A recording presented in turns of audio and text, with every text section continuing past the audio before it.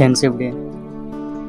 এখন আর কাউকে আলাদা করে বলতে ইচ্ছে করে না, বন্ধু হ্যাপি ফ্রেন্ডশিপ ডে।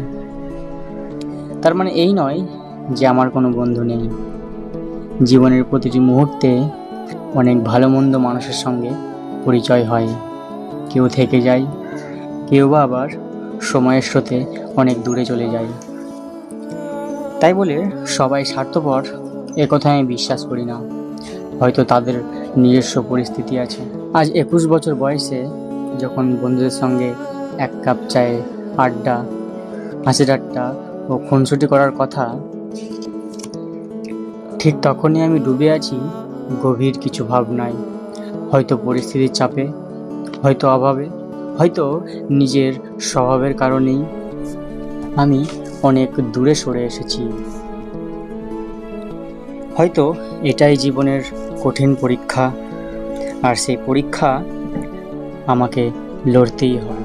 এখন আর কাউকে বলতে ইচ্ছে করে না, চল একটু ঘুরে আসি কিংবা একটু আড্ডা মেরে আসি। কারণ জীবন যেন আমাকে শিখিয়ে দিচ্ছে সবসময় নিজের সঙ্গেই লড়াই করতে হবে।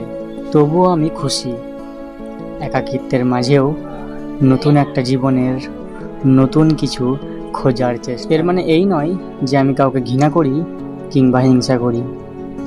আমি শুধু নিজেকে ভালোবাসার চেষ্টা করি। সব মানুষের জীবন তো আর একরকম হয় না, সবার গল্প হয় আলাদা আলাদা। তাই মিথ্যা আশা দিয়ে ক্ষণিকের জন্য আর কাউকে বলতে ইচ্ছে করে না, বন্ধু হ্যাপি ফ্রেন্ডশিপ ডে।